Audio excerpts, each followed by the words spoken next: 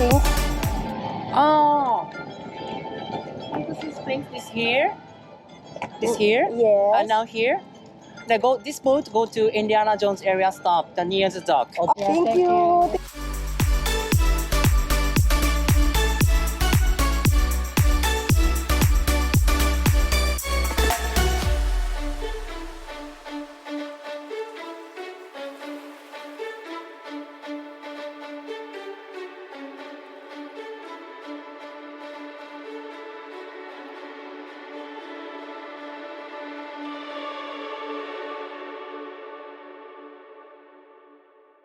Since there's a new attraction, my daughters want to see it. That's the main purpose of coming back to Disney Sea, to see the Fantasy Springs attractions.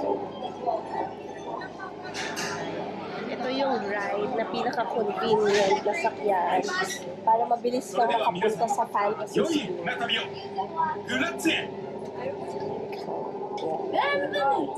Welcome aboard the Disney Sea Transit Steamer Line. For a safe voyage, please remain seated, hands, arms, feet, and legs inside the boat. And watch your children. Grazie!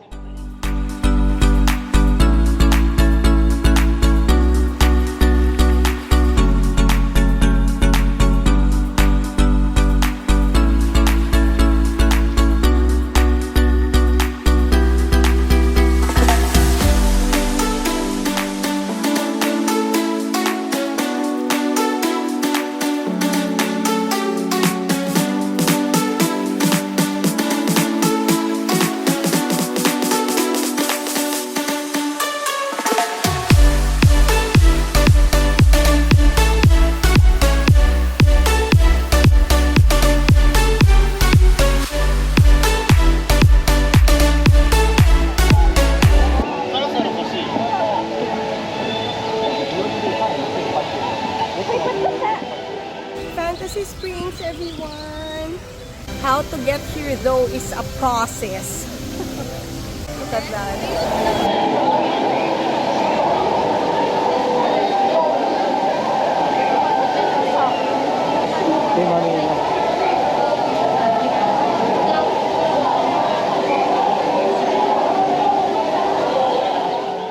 For our detailed Fantasy Springs experience, please watch our Disney Sea Vlog Part 1. Watch and learn about our mishaps and how we were able to gain a standby pass to Rapunzel's Lantern Festival and Peter Pan's adventure. Pansamantala, para sa vlog na ito, ipapasyal ko kayo sa iba pang nagagandahang lugar at magical na attractions dito sa Disney Sea.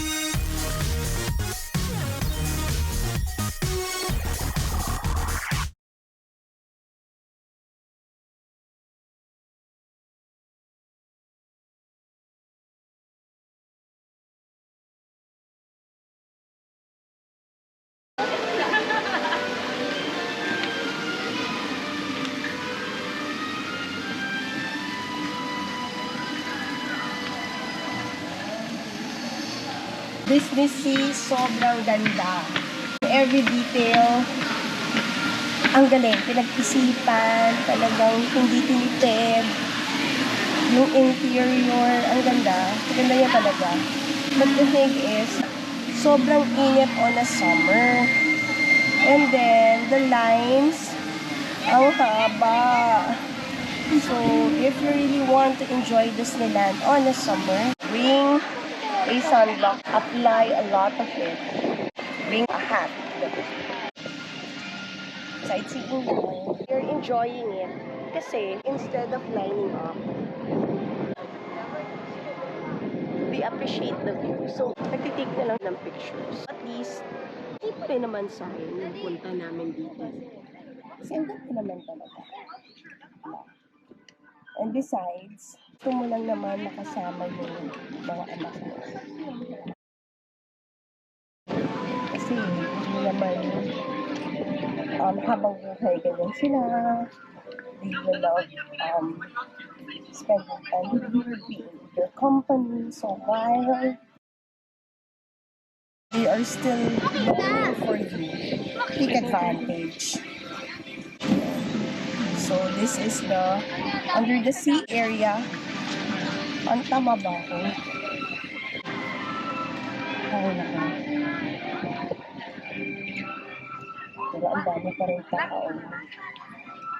Feeling ko, sabi ko sa mga bata, ano na namin, let's take it easy. No, we're not going to Disneyland anymore.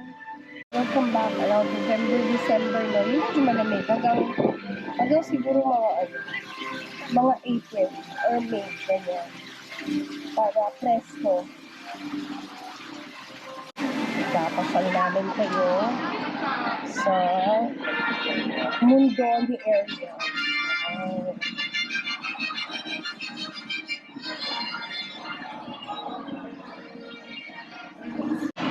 Dito naglamig-lamig ako. Maraming tao sa loob kasi malamig. Ang sabay-sabay ko. Mag-enjoy dito ang mga kids. Siguro mga 13 years old and younger, no? Kasi ang ganda naman. Oh.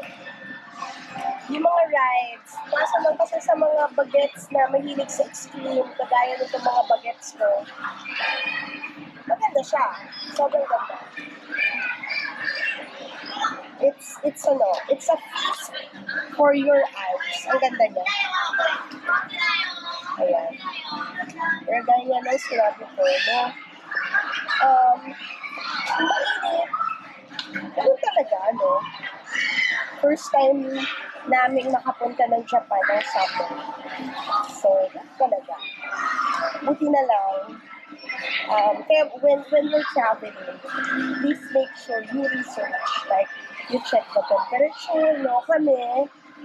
Ako madalas pag nagta-travel, very OC. Kaya itinerary talaga ako. Pero since nga summer, tinitingnan ko kasi kung magbubuk agad ako ng mga tickets, sayang kung sobrang init. Like for example, we plan to visit Disneyland and Disney Sea. But, nung na-experience namin na ang init pala, karamihan ng rides outdoor,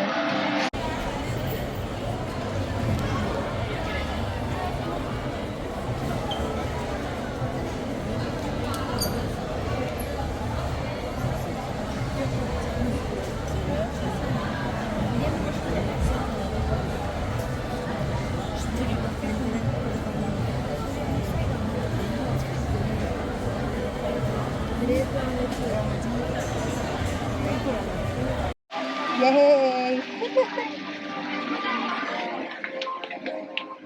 Second ride for the kids. First for us. Yay!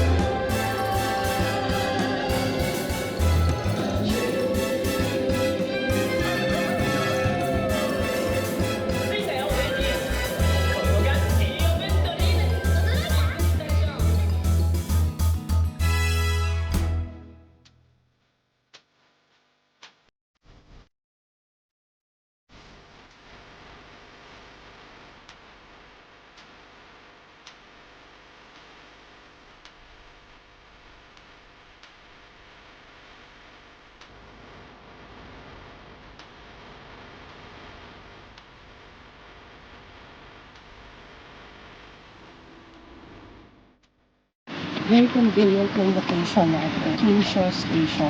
Kung babalik ako sa Japan at pupunta ako sa Disneyland, sa Kinsho Station ako ulit tutuloy. Napaka-convenient niya kasi isang bus ride lang, less than 1 hour. So, less walking, plus the community, ang daming options for food. Yung major transport hub nandito, like the JR station, pwede kang mag-bus, pwede kang mag-subway. The neighborhood is safe and quiet. Plus, ang daming convenience, ang dami rin choices for food, ang daming restaurants. May high-end, meron mga hole-in-the-wall restaurants, may community restaurants that will fit your budget. Naka-friend ako, dito na ako sa accommodation. Sobrang lapit lang. I will also recommend the same Airbnb na nakuha namin. So if you want to see our accommodation, I have uploaded it on a separate vlog. Nag-room tour tayo at pinakita ko yung lahat ng detalye ng room na ni-rent namin via Airbnb. So you can check it here. This is the vlog where I uploaded it. Dito rin po sa vlog na ito na i-feature ko yung accommodation natin. So kindly check this vlog also. So please check them out para makita ninyo bakit siya sulit for a family of 4. And see for yourself kung tama nga ba yung description natin. Also, please watch our Disney Sea vlog part 1. Watch our mishaps and find out how we were able to gain a standby pass to Rapunzel's Lantern Festival and Peter Pan's adventure. For those who are planning to visit Disney Sea, I have attached our list of expenses for your review. May this reference remind you that a visit to Disney Sea does not need to be expensive. Hope this helps. Once again, arigatou gozaimasu!